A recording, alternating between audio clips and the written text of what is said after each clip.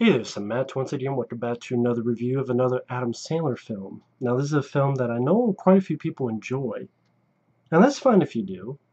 Sort of like I Now Pronounce You Chuck and Larry. Those are two films that quite a few people like, and they would put in their top 10 favorite Adam Sandler films. They would not be in my top 10, so we agree to disagree, and that's fine. But to me, this is a film I've tried to give a shot quite a few times. That's why I picked up the DVD. As well as I like collecting stuff. When I find it for cheap, like $1 and such. And this movie's just a ripoff. And to me, a not as funny ripoff of this movie. Now, granted, just because a movie's a ripoff doesn't mean it's automatically a bad movie. I mean, you see back here some movies that would be quoted as ripoffs, like Leviathan. But for me, the good much outweigh the bad. This, in my opinion, is not the case. And people go, well, Matt, how is it a ripoff of this? Well, okay, you think about these two movies. And this came out first.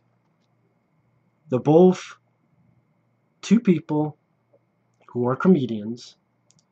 And they star as a person who's very obsessed with their work. And they don't want to get away from... They want to have their focus on work. And disregard loved ones, whether it be a family or a girlfriend or a wife, whatever. So they go somewhere and they meet an Academy Award winner, whether it be Morgan Freeman or Christopher Walken, who is this god or godlike figure who has immense power and gives our leads the power of a god, whether it be to actually be God or a universal remote, which is the power of God, because you can fast forward, pause, rewind time, do almost anything you want, change your face, the language, things of that nature. And then they use their power for their own selfish reasons and selfish needs, and they even make fun of and fuck with someone at work, whether it be fucking with Steve Carell, or pausing and farting in David Hasselhoff's face after slapping him. But then as they're using their power and misusing it, things take a turn for the worse. Whether it be the town going apeshit or his life going up shit creek and his getting divorced and his family being affected by it.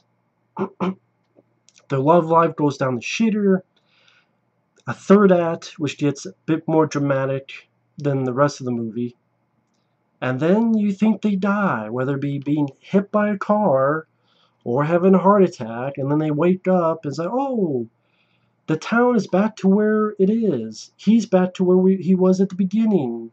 And they've learned their lesson, and they realize not to focus so much on work, but to focus on their family, to focus on their loved one, whether it be their girlfriend or, his wife and kids or whatever.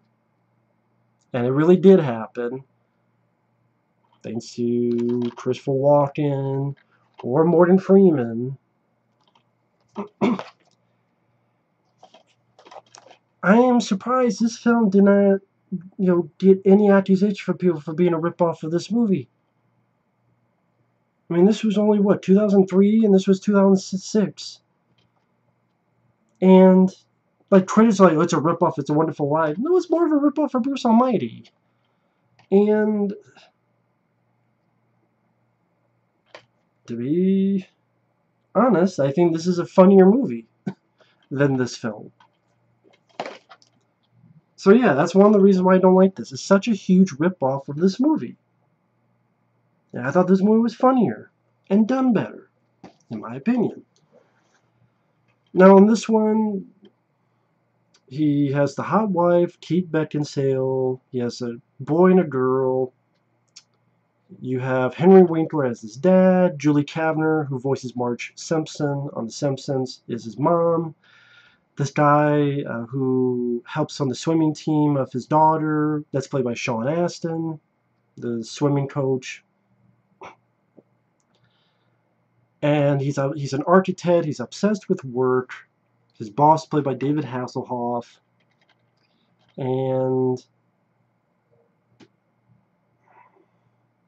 he visits Bed Bath & Beyond, which you have a small appearance by Nick Swardson, and gets a universal remote control from Christopher Walken's character. And he's able to start using it. Turns down the volume of the dog, fast forward the dog when he's trying to find a spot to take a crap and hump something. And there's some creative stuff to that, I will admit. It's a cool idea, like when he's listening to someone fight and yell at him, he has a picture-in-picture where he's watching a baseball game while that's happening. Later on, when he changes his face to yellow and then to green, and he's like, I'm the Hulk, then to purple, like he's Barney. When he's talking with Asian businessmen and changes the language to English so he can understand them. Changes, he's watching David Hasselhoff do a meeting and, messes with David Hasselhoff's body and then makes him, speak Spanish, or at least he hears it as Spanish. Even when he's talking with Christopher Walken's like, push the menu. It's a DVD menu of his life. And the commentary of his life is voiced by James Earl Jones. Like, stuff like that is fun. It's interesting. It's creative. At the same time, I don't know if I found myself laughing hysterically as much compared to, like, Bruce Almighty, which I thought is a funnier film. And you get fun bits like Terry Crews and the car singing, working for the weekend, these crazy moves he's doing in the car. See, that made me smile. But he gets really, really more and more focused. And I think this character is more of an asshole than this character seemed.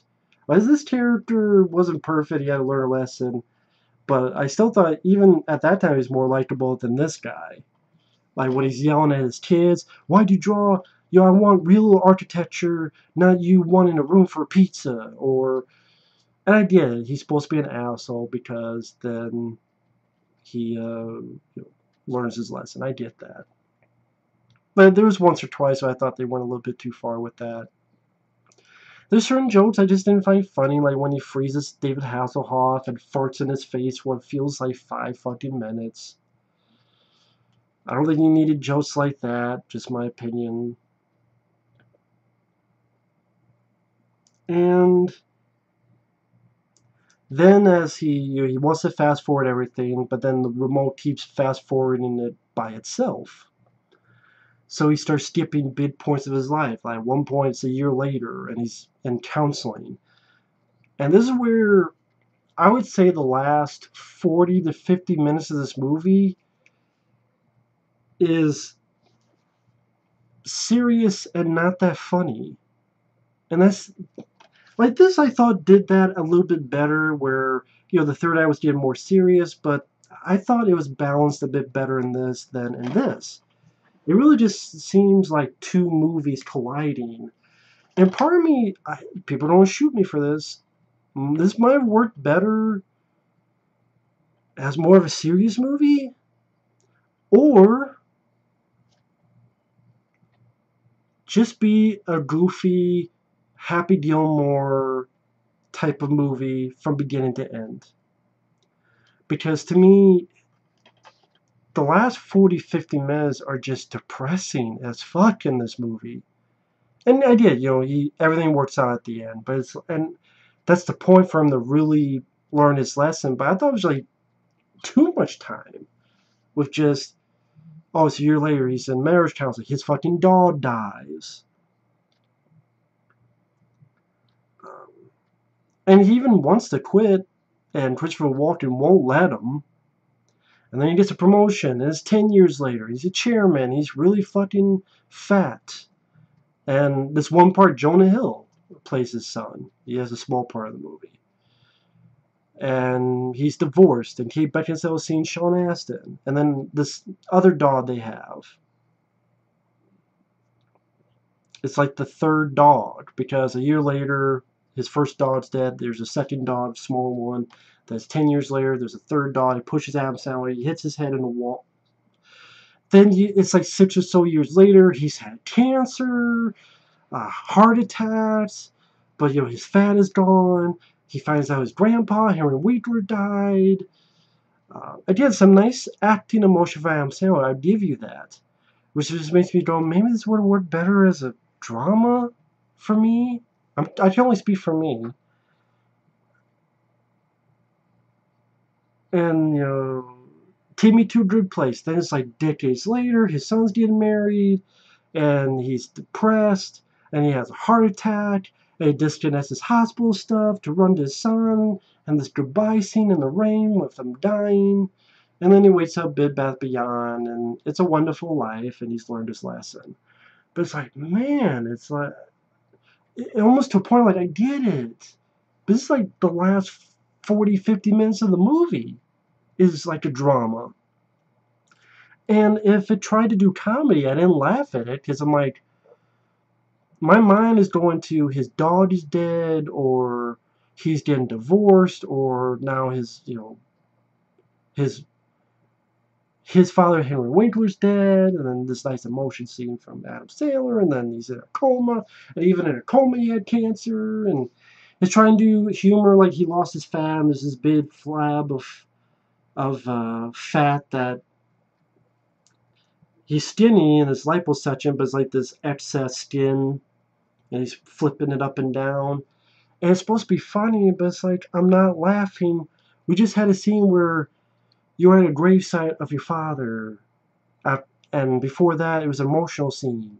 And then we just learned you were in a coma, and then I don't... It's like the first hour of the comedy, there's some chuckles I had with the remote control, but then it wasn't as funny as this, in my opinion. And then the second half is just so dramatic, and then he dies of a heart attack.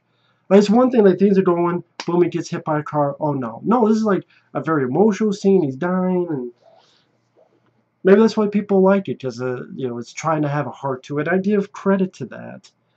But it's just, for me, such an off-kilter watch. But the movie's trying to make me laugh, and then the first, hour, and then the last 40, 50 minutes is trying to make me sad. And it just didn't work for me. I didn't think it was as funny as some people did. And then I thought stupid enough to say, almost too much drama in the second half. I say third act, but it's really the second half of the movie. Like, this really was like the third act. This is really just like and I don't remember any jokes in the second half of the movie. At least none that landed. And it just... I know this is a popular movie. A lot of people like it, but...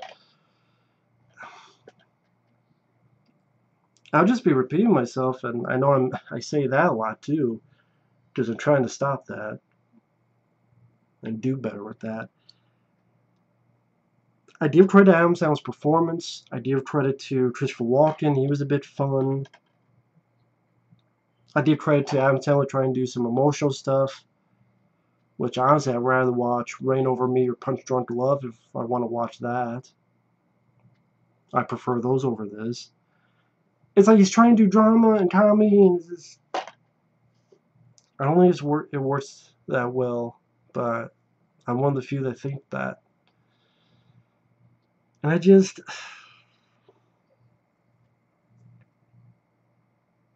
a big ripoff of this, very noticeable for me. And each time I watch this, I'm like, fuck this, I'd just rather watch this. Rather pop this in and get a better time. I think it flows better. I think the tone is more even. And I think it's a better movie than this. But, that's my opinion. I know a lot of people disagree. To each their own. I've given this quite a few chances. It's not for me. I think Bruce Almighty's better, but that's my opinion. And I'm still surprised they didn't get sued for pretty much almost copying this movie. They really were. But thanks for watching. It was directed by Frank Coraci, who I believe did The Wedding Singer, among some of other Adam Sandler movies. The Wedding Singer I thought did that much better, where there was some nice emotional moments, but then comedy. Like, I think The Wedding Singer is a lot better than this. I forget what other films Frank Coraci did. I think he did that movie, The Ridiculous Six, which if he did, yeah, I could say this is better than Ridiculous Six, but that's not saying much. But, hey, teach their own. Thanks for watching. Take care, and we will see you later. Bye-bye.